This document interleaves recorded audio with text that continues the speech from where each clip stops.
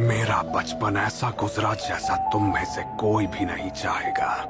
मुझे सबसे ताकतवर शिनोबी बनाने के लिए मेरे पिता ने मेरे पैदा होने से पहले मुझे सैंड स्पिरिट डीमन के पावर्स दिए। मैंने अपनी जननी को जन्म होते ही मिटा दिया।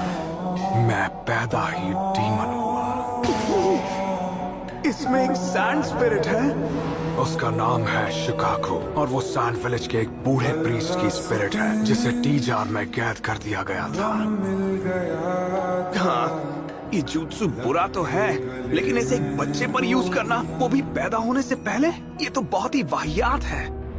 जो सिर्फ मेरा तो क्या ये सच है? क्या इसके अंदर भी एक डीमन है?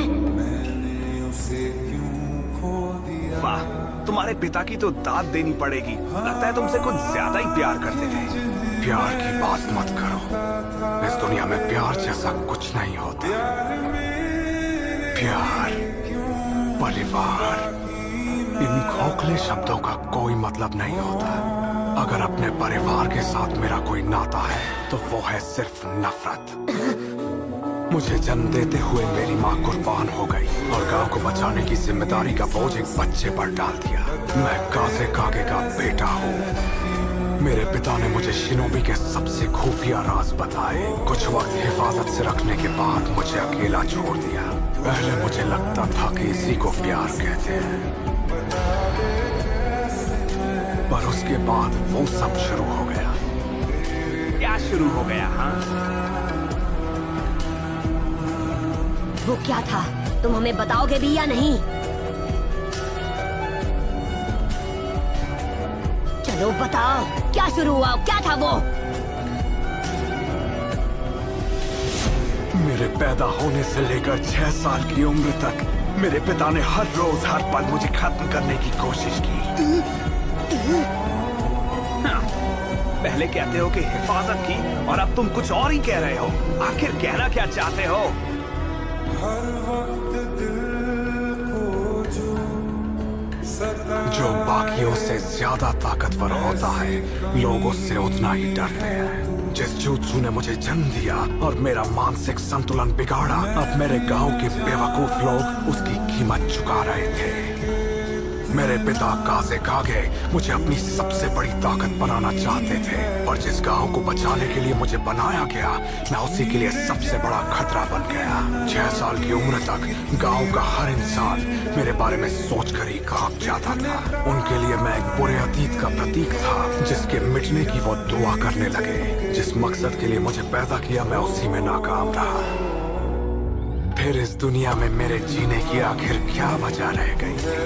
एक लंबे अरसे तक मैं उस वजह को ढूंढता रहा। जिंदा रहने के लिए एक मकसद होना जरूरी है। बिना मकसद के जिंदगी जीना बेजान होकर जीने के बराबर है। ये बंदा तब से क्या बोले जा रहा है? मैं इसकी बात को समझ रहा हूँ। ये तो बिल्कुल मेरी तरह है। पर कुछ वक्त बाद मैं समझ गया, मेरे जिंदा रहने का एक ही मकसद है, दूसरों को खत्म करना। मैं कई सालों तक मुझे मिटाने वालों के खौफ में जीता रहा, पर अब मुझे सुकून है। मैं उनमें से कईयों को खत्म कर चुका हूँ। इस दौरान धीरे धीरे मुझे अपनी सच्चाई समझ आने लगी। मैं खुद के लिए जीता हूँ और खुद ही से प्यार करता हूँ।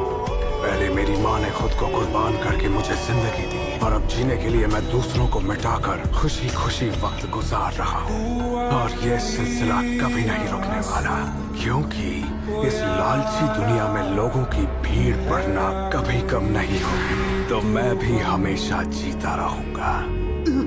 ये सिर्फ सारी हदें पार कर रहा है। मैं भी कभी अकेला था। मुझे भी नहीं पता था कि मैं इस दुनिया में क्यों हूँ, किस मकसद से हूँ। फिर मैं इरुका सेंसे से मिला। उन्होंने ये देखा कि मैं असल में कौन हूँ, मुझे जीने की एक वजह दी, एक मकसद दिया। पर इसके साथ तो कोई नहीं था। इसे अपने सारे जवाब खुद ही ढूंढने पड़े, और अंत में ये जवाब मिला इसे, खुद जीने के लिए दूसरों को खत्म करना। क्या मैं भी इसकी तरह बन जाता अगर मैं...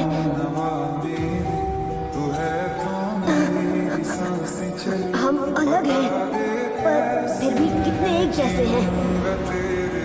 नहीं, मुझे नहीं लगता मैं इसे हरा पाऊंगा। हे, पीछे क्यों हट रहे हो? अब क्या हो गया?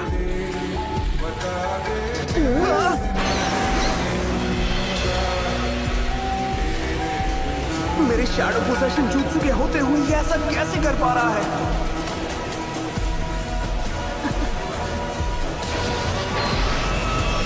नारुतो! हाँ? हे, होश में आओ! अरे यार, क्या मुसीबत है? नारुतो! अब तुम्हारा वक्त खत्म। हम तो गए! ठीक है, बस बहुत हुआ। तुम लोग ये सब कल करना, जब फाइनल कंपटीशन शुरू होगा। तुम बस अपनी ताकत वेस्ट कर रहे हो। तुम यही चाहते हो क्या? मुझे अकेला मत छोड़ो। चोट नहीं लगी पर बहुत दर्द हो रहा है। मैं क्या हूँ? मैं क्या हूँ?